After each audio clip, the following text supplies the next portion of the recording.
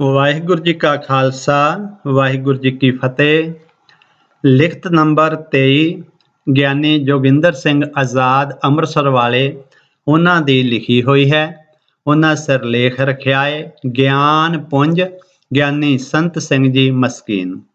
ਉਹ ਲਿਖਦੇ ਹਨ, ਸਰਵਗੁਣ ਸੰਪੰਨ ਕਾਦਰ ਦੀ ਵਿਸ਼ਾਲ ਕੁਦਰਤ ਦੇ ਕਿਸੇ ਵੀ ਕਿਨਾਰੇ ਤੋਂ ਸੁਰਤ ਬਿਰਤੀ ਦੀ ਦ੍ਰਿਸ਼ਟੀ ਨਾਲ ਤੱਕਿਆਂ ਇਸ ਅਨੰਤ ਖਲਾ 'ਚ ਕੇਵਲ ਤੇ ਕੇਵਲ ਇੱਕ ਹੀ ਕੁਦਰਤ ਦੇ ਸੰਪੂਰਨ ਸ਼ਾਹਕਾਰ ਦੀ ਝਲਕ ਪੈਂਦੀ ਹੈ। ਇਸ ਸ਼ਾਹਕਾਰ ਦੀ ਪੰਜ ਭੌਤਿਕ ਤੱਤਾਂ ਦੀ ਸੂਰਤ ਤੇ ਸੀਰਤ ਦਾ ਕਿਸੇ ਦੂਰ ਦ੍ਰਿਸ਼ਟੀ ਜਾਂ ਆਤਮਿਕ ਅਨੁਭਵੀ ਨਜ਼ਦੀਕੀ ਸਿਆਣੇ ਨੇ ਨਾਮਕਰਨ ਸੰਤ ਸਿੰਘ ਕੀਤਾ ਹੋਵੇਗਾ ਤਾਂ ਜ਼ਰੂਰ ਹੀ ਰੱਬੀ ਰਹਿਮਤ ਵਰਤੀ ਹੋਵੇਗੀ, ਜਿਸ ਨੇ ਭਵਿੱਖ ਵਿੱਚ ਵਰਤਣ ਵਾਲੇ ਸੱਚ ਨੂੰ ਸਹਿਜੇ ਹੀ ਰੋਸ਼ਨ ਕਰ ਦਿੱਤਾ। ਜਿਸ ਤਰ੍ਹਾਂ ਹਰ ਜੀਵ ਕਰਮਗਤੀ ਅਨੁਸਾਰ ਜਨਮ ਦਰ ਜਨਮ ਆਪਣੀ ਕਰਮਕ੍ਰਿਤ ਲੈ ਕੇ ਜੀਵਨ ਯਾਤਰਾ ਕਰਦਾ ਹੋਇਆ ਜਗਤ ਦੇ ਉੱਤਮ ਪੜਾਅ ਭਈ ਪ੍ਰਾਪਤ ਮਾਨੁਖ ਦੇ ਹੁਰੀਆ ਗੋਬਿੰਦ ਮਿਲਣ ਕੀ ਇਹ ਤੇਰੀ ਬਰੀਆ ਦੇ ਸਿਖਰ ਤੇ ਪੁੱਜਦਾ ਹੈ, ਜਿੱਥੇ ਉਹ ਆਤਮਾ ਪਰਮਾਤਮਾ ਦੇ ਆਤਮਸਾਤ ਹੋਣ ਵਿੱਚ ਰਹਿ ਗਈਆਂ ਤਰੁੱਟੀਆਂ ਨੂੰ ਦੂਰ ਕਰ ਸਕੇ, ਉੱਤਮ ਜੀਵਨ ਜੁਗਤੀ ਅਪਣਾ ਕੇ ਯਾਤਰਾ ਨੂੰ ਸੰਪੂਰਨ ਕਰ ਲਏ। ਉਸੇ ਤਰ੍ਹਾਂ ਕੁਝ ਬਖਸ਼ੀਆਂ ਹੋਈਆਂ ਰੂਹਾਂ ਧੁਰ ਤੋਂ ਧੁਰ ਦੀ ਬਖਸ਼ਿਸ਼ ਲੈ ਕੇ ਵੀ ਆਉਂਦੀਆਂ ਹਨ। ਜਪਜੀ ਸਾਹਿਬ ਅੰਦਰ ਗੁਰੂ ਨਾਨਕ ਸਾਹਿਬ ਜੀ ਦਾ ਫਰਮਾਨ ਹੈ, ਹੁਕਮੇ ਉੱਤਮ ਨੀਚ ਹੁਕਮ ਲਿਖ ਦੁੱਖ ਸੁਖ ਪਾਈ ਹੈ, ਇਕ ਨਾ ਹੁਕਮੀ ਬਖਸ਼ੀਸ਼ ਇੱਕ ਹੁਕਮੀ ਸਦਾ ਪਵਾਈ ਹੈ।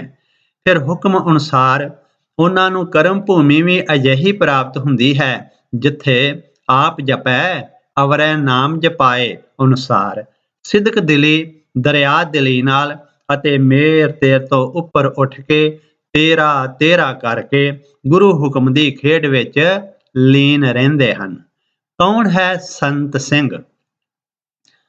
ਤਾਂ ਤੇ ਅਜੋਕੇ ਪਾਕਿਸਤਾਨ ਵਿੱਚ ਅਫਗਾਨੀ ਪਹਾੜੀਆਂ ਦੀ ਤਲਹੱਟੀ ਪਸ਼ਾਵਰ ਤੇ ਪਿੰਡੀ ਦੀਆਂ ਜੂਹਾਂ ਦੇ ਨਾਲ ਨਾਲ ਫੈਲਿਆ ਬੰਨੋ ਇਲਾਕੇ ਦਾ ਛੋਟਾ ਜਿਹਾ ਪਿੰਡ ਮਰਵਤ ਦੇ ਗਲੀ ਬਾਜ਼ਾਰ ਦਾ ਘਰ ਪਰਿਵਾਰ ਹੀ ਜਾਣਦਾ ਹੋਵੇਗਾ।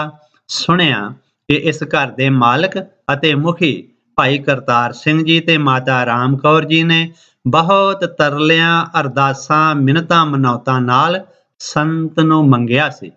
ਕਾਲਗਤੀ ਦੇ ਚੱਲਦੇ ਚੱਕਰ ਅਨੁਸਾਰ ਸੰਮਤ 1991 ਦੇ ਕੱਤਕ ਨੂੰ ਅਜੇ ਬੂਰ ਹੀ ਲੱਗਾ ਸੀ, ਭਾਵ ਸੰਨ 1934 ਈਸਵੀ ਦੇ ਅਕਤੂਬਰ ਦਾ ਅਜੇ ਅੱਧ ਬੀਤਿਆ ਸੀ, ਜਦੋਂ ਸੰਤ ਨੇ ਮਾਂ ਦੀ ਗੋਦ ਵਿੱਚ ਅੱਖ ਖੋਲ ਕੇ ਇਸ ਸੰਸਾਰ ਨੂੰ ਪਹਿਲੀ ਨਜ਼ਰੇ ਤੱਕਿਆ। ਵੱਡੀ ਭੈਣ ਬੀਬੀ ਸੁਜਾਨ ਕੌਰ ਨੇ ਬਾਲੜੀ ਉਮਰੇ ਉਸੇ ਤਰ੍ਹਾਂ ਪਛਾਣਿਆ ਜਿਵੇਂ ਕਦੇ ਬੇਬੇ ਨਾਨਕੀ ਜੀ ਨੇ ਆਪਣੇ ਪਿਆਰੇ ਵੀਰ ਗੁਰੂ ਨਾਨਕ ਦੇਵ ਜੀ ਨੂੰ ਪਛਾਣਿਆ ਸੀ। ਕਹਿੰਦੇ ਹਨ ਕਿ ਇਸ ਇਲਾਕੇ ਦੀ ਇੱਕ ਗੁਰਮੁਖ ਸ਼ਖਸੀਅਤ ਜੋ ਪੇਸ਼ੇ ਵਜੋਂ ਡਾਕ ਵਿਭਾਗ ਵਿੱਚ ਉਪਜੀਵਕਾ ਖਾਤਰ ਕਰਮਰਤ ਸਨ, ਪਰੰਤੂ ਆਤਮਿਕ ਤੌਰ ਤੇ ਜਿੱਥੇ ਆਪ ਜੀ ਆਪਣੇ ਮੂਲ ਨਾਲ ਜੁੜੇ ਹੋਏ ਸਨ, ਉੱਥੇ ਉਹ ਗੁਰਬਾਣੀ ਦੇ ਕੀਰਤਨ ਅਤੇ ਕਥਾ ਵਿਚਾਰ ਨਾਲ ਹੋਰਨਾਂ ਦਾ ਵੀ ਪਾਰ ਉਤਾਰਾ ਕਰ ਰਹੇ ਸਨ। ਉਹਨਾਂ ਦੇ ਬੋਲਾਂ ਵਿੱਚ ਇਤਨੀ ਮਿਠਾਸ ਅਕਸੀਰ ਤੇ ਖਿੱਚ ਹੁੰਦੀ ਸੀ ਕਿ ਇੱਕ ਵਾਰ ਜੋ ਵੀ ਉਹਨਾਂ ਦੀ ਸੰਗਤ ਵਿੱਚ ਆ ਜਾਂਦਾ ਫਿਰ ਉਸਨੂੰ ਹੋਰ ਸਾਰੇ ਰਾਹ ਭੁੱਲ ਜਾਂਦੇ ਸਨ। ਆਪਣੀ ਸਹਿਜ ਜੀਵਨ ਜਾਚ ਅੰਦਰ ਉਹ ਸਬਰ ਸੰਤੋਖ ਦੀ ਮੂਰਤੀ ਸਨ। ਇੱਕ ਦਿਨ ਭਾਈ ਕਰਤਾਰ ਸਿੰਘ ਤੇ ਮਾਤਾ ਰਾਮ ਕੌਰ ਨੇ ਝੋਲੀ ਅੱਡ ਕੇ ਇਸ ਗੁਰਮੁਖ ਆਤਮਾ ਨੂੰ ਆਪਣੀ ਦਿਲੋਂ ਪਾਰੋਂ ਭਿੱਜੀ ਫਰਿਆਦ ਨਾਲ ਗਹਿਗੱਚ ਕਰ ਦਿੱਤਾ। ਗਿਆਨੀ ਅਨੂਪ ਸਿੰਘ ਜੀ ਇੰਗਲੈਂਡ ਨਿਵਾਸੀ ਜੋ ਭਾਈਚਾਰਕ ਰਿਸ਼ਤੇ ਵਿੱਚ ਗਿਆਨੀ ਸੰਤ ਸਿੰਘ ਜੀ ਮਸਕੀਨ ਦੇ ਭਰਾ ਲੱਗਦੇ ਹਨ, ਉਹਨਾਂ ਦੀ ਜ਼ਬਾਨੀ ਇਹ ਜਾਣਕਾਰੀ ਇਸ ਕਲਮਕਰਤਾ ਨੂੰ ਸੁਣਨ ਵਿੱਚ ਮਿਲੀ। ਇਸ ਫਰਿਆਦ ਦੇ ਅਮਲ ਤੋਂ ਤੀਜੇ ਦਿਨ ਉਹ ਗੁਰਮਤ ਰੰਗੀ ਰੂਹ ਪਰਮ ਤਤ ਪ੍ਰਕਾਸ਼ ਪੁੰਜ ਵਿੱਚ ਲੀਨ ਹੋ ਗਈ। ਉਹਨਾਂ ਤੋਂ ਕੁਝ ਕੁ ਦਿਨਾਂ ਬਾਅਦ ਫਰਿਆਦੀਆਂ ਦੀ ਇਸ ਫਰਿਆਦ ਨੂੰ ਬੂਰ ਪੈ ਗਿਆ। ਇਹ ਪ੍ਰਾਗ ਬੂਰ ਅੱਗੇ ਜਾ ਕੇ ਉਸ ਬਾਲਕ ਦਾ ਰੂਪ ਧਾਰ ਗਿਆ ਜਿਸ ਦਾ ਨਾਮ ਸੰਤ ਸਿੰਘ ਹੋਇਆ। ਆਪਣੇ ਕਿਰਤ ਸੋਮਿਆਂ ਨਾਲ ਗ੍ਰਸਤੀ ਜਿਉੜੇ ਨੇ। ਬਾਲਕ ਸੰਤ ਸਿੰਘ ਦੀ ਸਾਂਭ ਸੰਭਾਲ ਤਾਂ ਕੀਤੀ, ਪਰੰਤੂ ਬਾਲਕ ਦੀ ਗੰਭੀਰਤਾ, ਗਹਿਰੀ ਚੁੱਪ ਅਤੇ ਸਹਿਜ ਕਿਰਿਆ ਤੋਂ ਬਹੁਤ ਖੁਸ਼ ਨਹੀਂ ਸਨ। ਖਾਸ ਕਰਕੇ ਪਿਤਾ ਭਾਈ ਕਰਤਾਰ ਸਿੰਘ, ਜੋ ਸਮੇਂ ਦੇ ਨਾਲ ਆਪਣੇ ਪੁੱਤਰ ਨੂੰ ਆਪਣੇ ਜੀਵਨ ਬੋਝ ਦਾ ਸਾਂਝੀਵਾਲ ਚਿਤਵ ਰਹੇ ਸਨ। ਸਮਾਂ ਆਪਣੀ ਗਤੀ ਨਾਲ ਪਲੋ ਪਲੀ ਤੋਂ ਦਿਨੋਂ ਦਿਨੀ ਤੇ ਮਹੀਨਿਆਂ ਤੋਂ ਸਾਲਾਂ ਦੀ ਪੁਲਾਂਘ ਪੁੱਟਦਾ ਹੋਇਆ ਅਗਸਤ 1947 ਦੇ ਸਿਰ ਆਣ ਖਲੋਤਾ। ਭਾਰਤੀ ਪੰਜਾਬ ਸਾਰੇ ਦਾ ਸਾਰਾ ਹਿੱਲ ਗਿਆ। ਭਾਰਤ ਪਾਕ ਵੰਡ ਦੀ ਗਰਦਸ਼ ਵਿੱਚ ਅਫਰਾ ਤਫਰੀ ਫੈਲ ਗਈ। ਇਸ ਭੱਜੋ ਨੱਸੀ ਦੇ ਆਲਮ ਵਿੱਚ ਇਸ ਪਰਿਵਾਰ ਦਾ ਕਾਫਲਾ ਪੜਾ ਦਰ ਪੜਾ ਲੰਘਦਾ ਰਾਜਸਥਾਨ ਦੇ ਜ਼ਿਲ੍ਹਾ ਅਲਵਰ ਦੇ ਬਹਾਦਰਪੁਰ ਪਿੰਡ ਪਹੁੰਚ ਗਿਆ।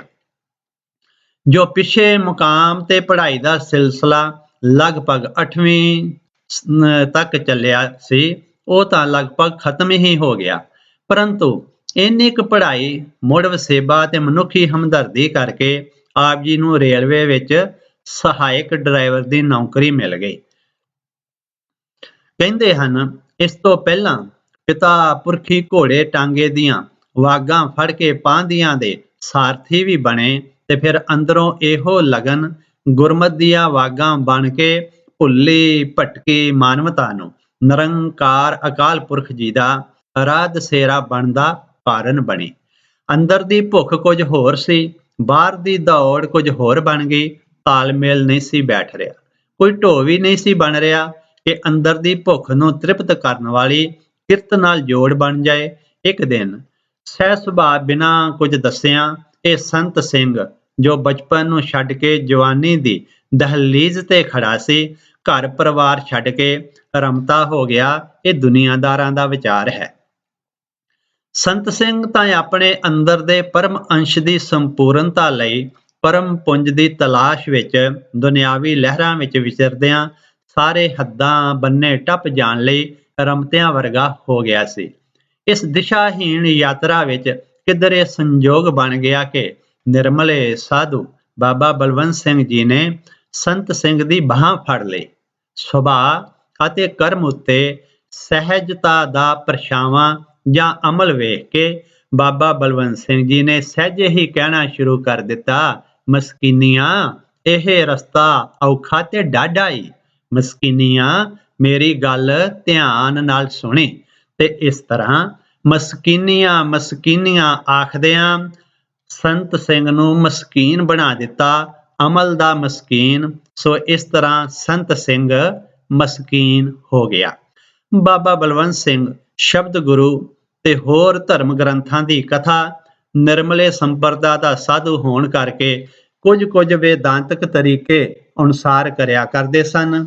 ਇਸ ਤਰ੍ਹਾਂ ਜਿੱਥੇ ਉਹ ਸ੍ਰੀ ਗੁਰੂ ਗ੍ਰੰਥ ਸਾਹਿਬ ਤੇ ਸਿੱਖ ਧਰਮ ਦੇ ਹੋਰ ਇਤਿਹਾਸਕ ਗ੍ਰੰਥਾਂ ਦੀ ਸਹਿਜ ਕਥਾ ਕਰਿਆ ਕਰਦੇ ਸਨ, ਉੱਥੇ ਉਹ ਇਸਲਾਮਕ ਧਰਮ ਗ੍ਰੰਥਾਂ ਤੇ ਹਿੰਦੂ ਧਰਮ ਗ੍ਰੰਥਾਂ ਦੇ ਮਿਥਿਹਾਸ ਤੇ ਇਤਿਹਾਸ ਦੇ ਵੀ ਸਫਲ ਵਕਤਾ ਸਨ।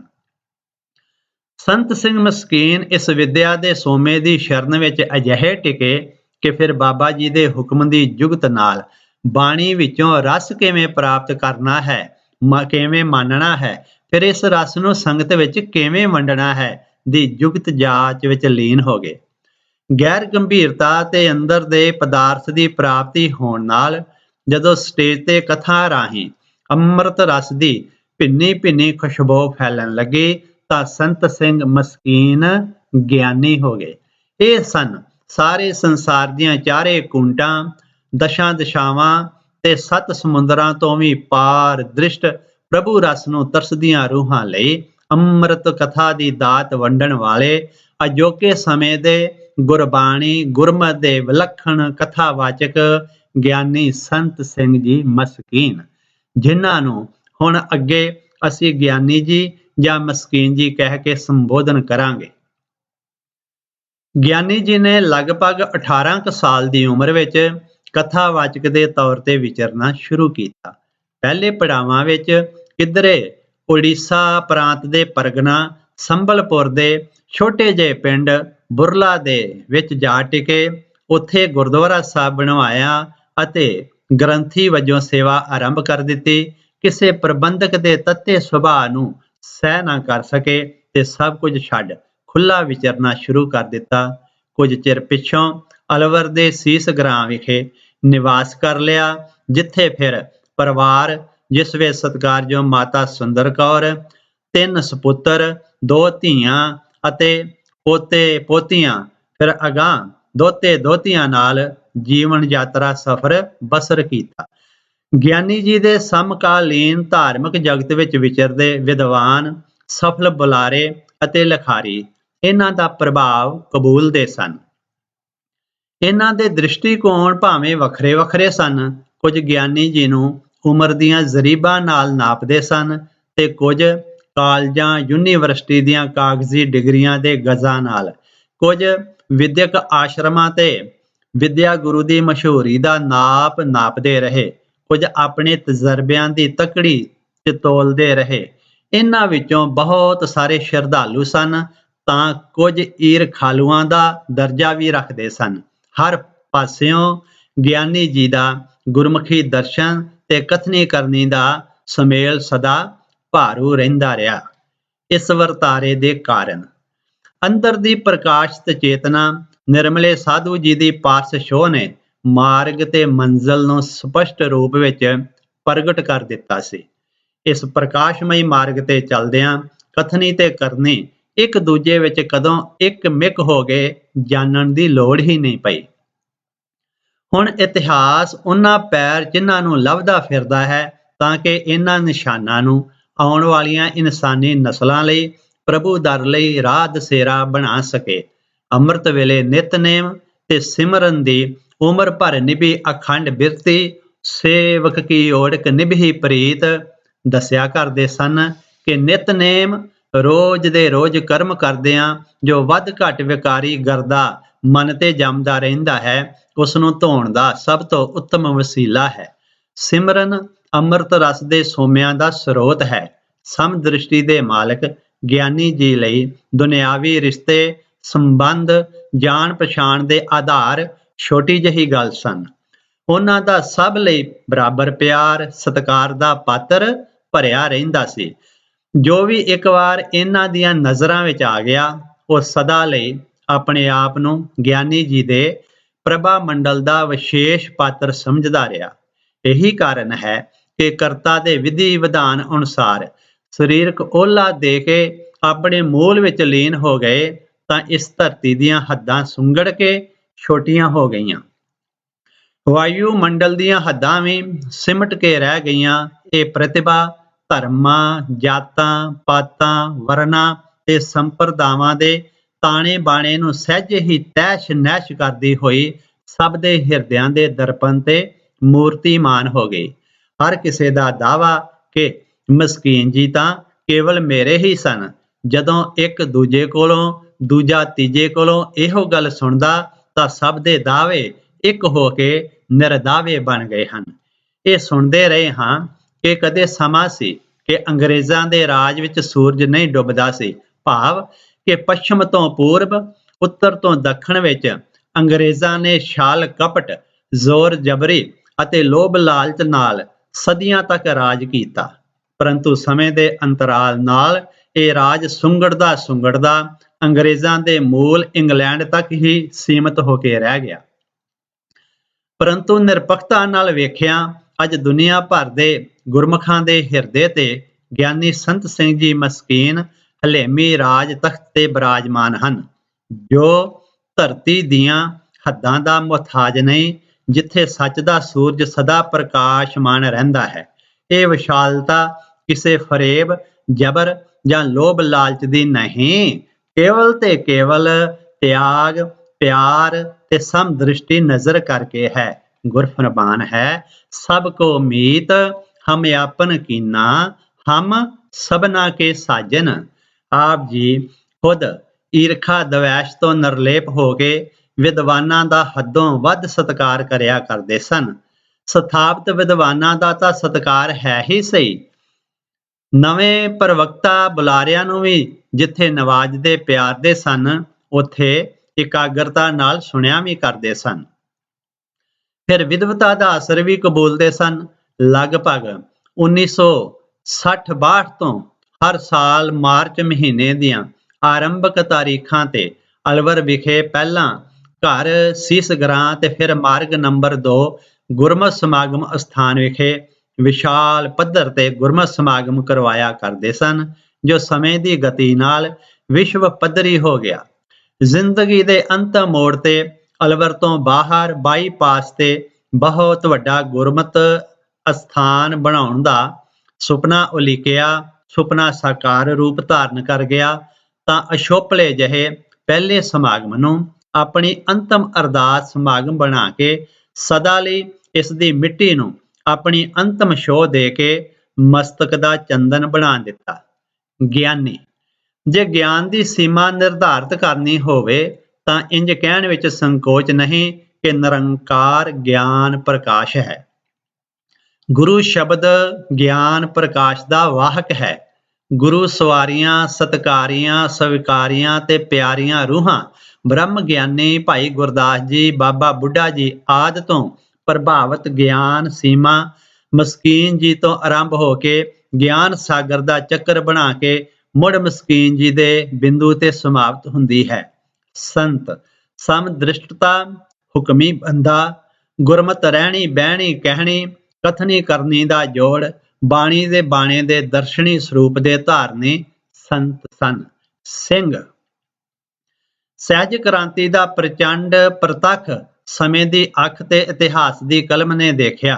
ਸ੍ਰੀ ਕ੍ਰਿਸ਼ਨ ਜੀ ਦੀ ਸ਼ਾਂਤ ਤੇ ਸੁਰੀਲੀ ਬੰਸਰੀ ਤੋਂ ਸੁਦਰਸ਼ਨ ਚੱਕਰ ਦਾ ਪ੍ਰਚੰਡ, ਸ੍ਰੀ ਗੁਰੂ ਨਾਨਕ ਦੇਵ ਜੀ ਦੀਆਂ ਰਬਾਬ ਦੀਆਂ ਤਾਰਾਂ ਚੋਂ ਨਿਕਲੀਆਂ ਭਗਤੀ ਤਰੰਗਾਂ ਕਦੋਂ ਨਗਾਰੇ ਦਾ ਯੁੱਧ ਨਾਦ ਰੂਪ ਧਾਰਨ ਕਰ ਗਈਆਂ। ਸਮਾਂ ਤੇ ਇਤਿਹਾਸ ਗਵਾਹ ਹੈ ਕਿ ਗੁਰਪ੍ਰਸਾਦ ਤੋਂ ਤਵੈ ਪ੍ਰਸਾਦ ਇੱਕ ਹੀ ਗੁਰਮਤਿ ਦੇ ਦੋ ਪਾਸੇ ਹਨ। ਮਸਕੀਨ ਜੀ ਨੇ ਉਦੋਂ ਯੁੱਧ ਨਾਦ ਦਾ ਨਗਾਰਾ ਵੀ ਖੜਕਾਇਆ ਜਦੋਂ ਨਾ ਉਮੀਦੀਆਂ 'ਚ ਘਿਰੀ ਕੌਮ ਸੱਚ ਦਾ ਮਾਰਗ ਲੱਭ ਰਹੀ ਸੀ।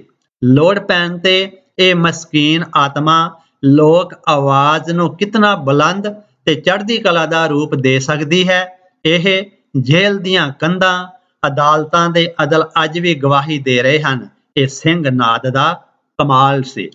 ਮਸਕੀਨ ਗਿਆਨੀ ਦਾ ਗਿਆਨ, ਸੰਤ ਦੀ ਅਸੀਮਤਾ, ਵਿਸ਼ਾਲਤਾ, ਸਹਿਜ ਸਮਾਧੀ ਤੇ ਵਰਤਾਰੇ ਵਜੋਂ ਸਿੰਘ ਨਾਦ ਦੀ ਗਰਜਨਾ ਰਣ ਭੂਮੀ ਵਿੱਚ ਮਕਾਰਾਂ ਵਿਰੁੱਧ ਅਤੇ ਮਨ ਭੂਮੀ ਵਿਕਾਰਾਂ ਵਿਰੁੱਧ ਲੋਹਾ ਲੈਂਦਿਆਂ ਵੀ ਦਾਅਵਿਆਂ ਤੋਂ ਮੁਕਤ ਨਿਮਰਤਾ ਦੀ ਸਤਾਹ ਤੇ ਸਹਿਜ ਟਿਕਾ ਦਾ ਨਾਮ ਹੈ ਮਸਕੀਨ।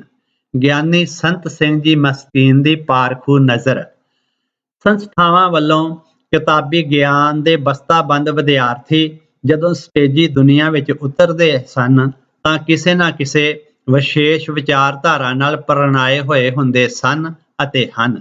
ਜਿਵੇਂ ਕੋਈ ਸਾਧਾਂ ਦੇ ਡੇਰਿਆਂ ਦੀ ਪਰੰਪਰਾਗਤ ਰਹੁ ਰੀਤੀ ਨਾਲ, ਕੋਈ ਵਿਆਕਰਨੀ ਮਿਸ਼ਨਰੀ ਰਸਹੀਣ ਭਾਵਨਾ ਜਾਂ ਵਿਸ਼ੇਸ਼ ਟਕਸਾਲੀ ਸੰਪਰਦਾਵਾਂ ਨਾਲ ਅੱਖਰ ਦਰ ਅੱਖਰ ਬੱਝੇ ਹੁੰਦੇ ਹਨ। ਇਹਨਾਂ ਸਾਰੀਆਂ ਧਾਰਾਵਾਂ ਦਾ ਨਿਚੋੜ ਸੀ ਗਿਆਨੀ ਜੀ ਦਾ ਚੱਲਦਾ ਫਿਰਦਾ ਵਿਸ਼ਾਲ ਗੁਰਮਤਿ ਵਿਦਿਆਲਾ। ਇਸ ਵਿਦਿਆਲੇ ਵਿੱਚ ਜੋ ਵੀ ਵਿਦਿਆਰਥੀ ਆਇਆ ਉਸ ਦੇ ਗੁਣ ਦੋਸ਼ ਵੇਖੇ ਬਗੈਰ ਆਪਣੀ ਵਿਸ਼ਾਲਤਾ ਦੀ ਬੁੱਕਲ ਵਿੱਚ ਮਸਕੀਨ ਜੀ ਨੇ ਲੈ ਲਿਆ। ਉਸ ਦੀ ਘਾਟ ਘੜਨੀ ਸ਼ੁਰੂ ਹੁੰਦੀ ਸਬਰ ਸੰਤੋਖ ਦੇ ਧਰਾਤਲ ਤੇ, ਫਿਰ ਉਸ ਨੂੰ ਗੁਰਬਾਣੀ ਤੇ ਗੁਰਮਤਿ ਨਾਲ ਸ਼ਿੰਗਾਰਿਆ ਜਾਂਦਾ। ਭਾਵੇਂ ਅੱਜ ਕੋਈ ਮੰਨੇ ਜਾਂ ਨਾ ਮੰਨੇ, ਅਜੋਕੇ ਸਥਾਪਿਤ ਵਿਦਵਾਨਾਂ ਵਿੱਚੋਂ ਬਹੁਤਿਆਂ ਨੇ ਇਸ ਵਿਦਿਆ ਵਿਹੀਰ ਵਿਦਿਆਲੇ ਚੋਂ ਗਿਆਨ ਗੁੜਤੀ ਜ਼ਰੂਰ ਹੀ ਲਈ ਹੈ। ਫਿਰ ਭਾਵੇਂ ਉਹ ਆਪਣੇ ਹੀ ਔਗਣਾ ਮੰਦੀਆਂ ਆਦਤਾਂ ਕਰਕੇ ਬਾਹਰ ਨਿਕਲਿਆ ਹੋਵੇ, ਗਿਆਨੀ ਜੀ ਵੱਲੋਂ ਕਦੇ ਧੱਕਿਆ ਨਹੀਂ ਗਿਆ। ਜੇਕਰ ਵਿਦਿਆਰਥੀਆਂ ਦੀ ਗਿਣਤੀ ਮਿਣਤੀ ਵਿੱਚ ਪੈਣ ਲੱਗੀਏ ਤਾਂ ਫਿਰ ਇੱਕ ਵੱਖਰਾ ਪੁਸਤਕ ਢਾਂਚਾ ਤਿਆਰ ਕਰਨਾ ਪਏਗਾ। ਇਸੇ ਵਿਦਿਆਲੇ ਦੀ ਸਰਦਲ ਤੇ ਵਿਦਿਆ ਦਾਤੇ ਦੇ ਕਦਮਾਂ ਵਿੱਚ ਇਸ ਕਲਮਕਰਤਾ ਦਾ ਸਿਰ ਵੀ ਝੁਕਿਆ ਪਿਆ ਸੀ। ਹੋਇਆ ਇਸ ਤਰ੍ਹਾਂ ਕਿ ਮਈ 1981 ਵਿੱਚ ਯਾਤਰਾ ਦੌਰਾਨ ਬੰਬਈ ਤੋਂ ਵਾਪਸ ਲਖਨਊ ਆਉਂਦਿਆਂ ਦਾਸ ਨਾਲ ਕੁਝ ਮੁਸਾਫਰਾਂ ਦੀ ਸਲਾਹ ਹੋਈ ਕਿ ਮਨਮਾੜ ਵਿਖੇ ਯਾਤਰਾ ਰੋਕ ਕੇ ਜਰਨੀ ਬ੍ਰੇਕ ਕਰਕੇ ਸ੍ਰੀ ਹਜ਼ੂਰ ਸਾਹਿਬ ਨੰਦੇੜ ਦੇ ਦਰਸ਼ਨ ਦੀਦਾਰੇ ਕਰ ਲਏ ਜਾਣ। ਇਸ ਤਰ੍ਹਾਂ ਮਨਮਾੜ ਤੋਂ ਨੰਦੇੜ ਪਹੁੰਚ ਗਏ। ਦਰਸ਼ਨ ਦਿਦਾਰਿਆਂ ਤੋਂ ਬਾਅਦ ਜਦ ਸੱਚਖੰਡ ਤੋਂ ਬਾਬਾ ਨਿਧਾਨ ਸਿੰਘ ਜੀ ਦੇ ਲੰਗਰ ਅਸਥਾਨ ਤੇ ਵਾਪਸ ਆ ਰਹੇ ਸਾਂ ਤਾਂ ਇੱਕ ਕੈਸਟਾ ਵੇਚਣ ਵਾਲੀ ਦੁਕਾਨ ਤੇ ਟੇਪ ਰਿਕਾਰਡਰ ਵੱਜ ਰਿਹਾ ਸੀ ਤੇ ਕੋਈ ਬਹੁਤ ਹੀ ਜਾਦੂਮਈ ਆਵਾਜ਼ ਵਿੱਚ ਕਥਾ ਚੱਲ ਰਹੀ ਸੀ। ਕੰਨਾਂ ਨੇ ਇਹ ਆਵਾਜ਼ ਪਹਿਲੀ ਵਾਰ ਸੁਣੀ ਤੇ ਫਿਰ ਉਸ ਆਵਾਜ਼ ਨੂੰ ਛੱਡ ਕੇ ਅੱਗੇ ਨਹੀਂ ਲੰਘਿਆ ਗਿਆ। ਦੁਕਾਨ ਵਾਲੇ ਨੂੰ ਪੁੱਛਿਆ ਕਿ ਇਹ ਕਥਾ ਕੌਣ ਕਰ ਰਹੇ ਹਨ। ਦੁਕਾਨਦਾਰ ਨੇ ਹੈਰਾਨ ਹੋ ਕੇ ਪੁੱਛਿਆ ਕਿ ਤੁਸੀਂ ਨਹੀਂ ਜਾਣਦੇ। ਮੋੜਵਾ ਸਵਾਲ ਸੁਣ ਕੇ ਮੈਂ ਕੁਝ ਸ਼ਰਮਿੰਦਾ ਜਿਹਾ ਵੀ ਹੋ ਗਿਆ। ਦੁਕਾਨਦਾਰ ਕਹਿਣ ਲੱਗਾ ਕਿ ਇਹ ਕਥਾਵਾਚਕ ਗਿਆਨੀ ਸੰਤ ਸਿੰਘ ਜੀ ਮਸਕੀਨ ਹਨ। ਬਸ ਉਸ ਆਵਾਜ਼ ਦੀ ਜਾਦੂ ਭਰੀ ਖਿੱਚ ਨੇ ਅਜਿਹਾ ਕੀਲਿਆ ਕਿ ਅੰਦਰ ਤਾਂਘ ਬਣ ਗਈ। ਗੁਰਮਤ ਕ੍ਰਿਤ ਵ੍ਰਿਤ ਅਧੀਨ ਮੈਂ ਅੰਮ੍ਰਿਤਸਰ ਤੋਂ ਦਿੱਲੀ, ਆਗਰਾ, ਗਵਾਲੀਅਰ, ਭੋਪਾਲ, ਫਿਰ ਝਾਂਸੀ, ਲਖਨਊ 1980-81 ਦੀ ਦੇਸ਼ਕਾਲ ਯਾਤਰਾ ਕਰਦਿਆਂ ਸੀਤਾਪੁਰ ਯੂਪੀ ਦਾ ਸੰਜੋਗ ਬਣ ਗਿਆ। ਜਾਦੂਮਈ ਆਵਾਜ਼ ਦੀ ਤਾਂਘ ਅੰਦਰ ਦੀ ਪਿਆਸ ਬਣ ਚੁੱਕੀ ਸੀ।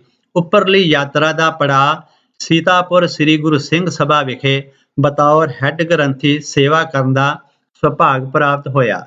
ਇੱਥੋਂ ਦੇ ਕੁਝ ਹਮ ਖਿਆਲੀ ਗੁਰਮੁਖ ਵੀਰਾਂ ਦੀ ਸੰਗਤ ਬਣਾ ਕੇ 1982 ਦੇ ਗੁਰਮਤਿ ਸਮਾਗਮ ਦਾ ਆਨੰਦ ਮਾਣਨ ਤੇ ਉਸ ਜਾਦੂਮਈ ਆਵਾਜ਼ ਦੇ ਪ੍ਰਤੱਖ ਦਰਸ਼ਨ ਕਰਨ ਲਈ ਵਾਇਆ ਦਿੱਲੀ 28 ਫਰਵਰੀ ਦੀ ਘੁਸਮੁਸੀ ਸ਼ਾਮ ਨੂੰ ਅਲਵਰ ਦੇ ਮਾਰਗ ਨੰਬਰ 2 ਗੁਰਮਤਿ ਸਮਾਗਮ ਅਸਥਾਨ ਤੇ ਪਹੁੰਚ ਗਏ। ਅੱਗੋਂ ਸਮਾਗਮ ਦੀਆਂ ਤਿਆਰੀਆਂ ਦੀ ਦੇਖ-ਰੇਖ, ਸਟੇਜ ਦੀ ਬਣਤਰ ਆਦਿ ਦਾ ਸਮੁੱਚਾ ਪ੍ਰਬੰਧ ਦੇਖ ਰਹੇ ਗੁਰਮੁਖ ਵਿਅਕਤੀ ਦੀ ਪਿੱਠ ਸਾਡੇ ਵੱਲ ਸੀ। ਪੁੱਛ ਪੜਤਾਲ ਲਈ ਫਤਿਹ ਬੁਲਾਈ ਤਾਂ ਉਹਨਾਂ ਨੇ ਆਪਣਾ ਦਰਸ਼ਨੀ ਮੁਖ ਘੁਮਾ ਕੇ ਫਤਿਹ ਪ੍ਰਵਾਨ ਕੀਤੀ ਤੇ ਉੱਤਰ ਵੀ ਦਿੱਤਾ। ਬਸ ਉਸ ਕੈਸਟ ਦੀ ਆਵਾਜ਼ ਤੇ ਇਸ ਆਵਾਜ਼ ਦੀ ਲੈਮਈ ਅੰਮ੍ਰਿਤ ਭਿੱਜੀ ਧੁਰ ਤੋਂ ਆਈ ਕਸ਼ਿਸ਼ ਨੇ ਇਸ ਤਰ੍ਹਾਂ ਦਾ ਜਾਦੂ ਭਰਿਆ ਅਸਰ ਕੀਤਾ ਕਿ ਅੰਦਰੋਂ ਖਿੜੀ ਖਿੜੀ ਚੇਤਨਾ ਬਿਰਤੀ ਦੀ ਆਵਾਜ਼ ਆਈ। ਇਹ ਮਿਲਾਪ ਅੱਜ ਦਾ ਜਾਂ ਹੁਣ ਦਾ ਹੀ ਨਹੀਂ, ਇਹ ਤਾਂ ਅਜ਼ਲਾਂ ਤੋਂ ਹੀ ਮਿਲਾਪ ਚਲਿਆ ਆ ਰਿਹਾ ਸੀ। ਕੇਵਲ ਸਮੇਂ ਦੀ ਪਿੱਠ ਕਰਕੇ ਸਾਹਮਣੇ ਪ੍ਰਤੱਖ ਨਹੀਂ ਸੀ। ਅੱਜ ਸਮੇਂ ਦਾ ਓਹਲਾ ਵਿੱਚੋਂ ਖਤਮ ਹੋਇਆ ਹੈ। ਉਸ ਤੋਂ ਬਾਅਦ ਅੱਜ ਤੱਕ ਸ਼ਾਇਦ ਰਹਿੰਦੀ ਉਮਰ ਤੱਕ ਇਸ ਮਿਠਾਸ ਭਰੀ ਮਿਲਣੀ ਤੇ ਸੰਗਤ ਨੇ ਅਜਿਹਾ 22-23 ਸਾਲਾਂ ਵਿੱਚ ਸੰਤੁਸ਼ਟ ਕੀਤਾ ਕਿ ਗਿਆਨੀ ਜੀ ਦੇ ਸਰੀਰਕ ਓਹਲੇ ਨੇ ਵਿਚਲਿਤ ਨਹੀਂ ਕੀਤਾ। ਇੰਜ ਲੱਗਦਾ ਹੈ ਕਿ ਇਹ ਸਮੇਂ ਨੇ ਕਰਵਟ ਬਦਲੀ ਹੈ। ਕੇਵਲ ਪਿੱਠ ਦਾ ਓਹਲਾ ਹੀ ਹੈ। ਉਹ ਤਾਂ ਸਦਾ ਹਾਜ਼ਰ ਨਾਜ਼ਰ ਹਨ। ਅੰਦਰ ਭਰਪੂਰ ਤ੍ਰਿਪਤੀ ਦਾ ਸੋਮਾ ਪ੍ਰਗਟ ਕਰ ਗਏ ਹਨ। ਕਿਸੇ ਮੰਜ਼ਲ ਤੇ ਫਿਰ ਕਦੇ ਮਿਲਾਪ ਹੋਵੇ। ਵਾਹਿਗੁਰੂ ਜੀ ਕਾ ਖਾਲਸਾ, ਵਾਹਿਗੁਰੂ ਜੀ ਕੀ ਫਤਿਹ।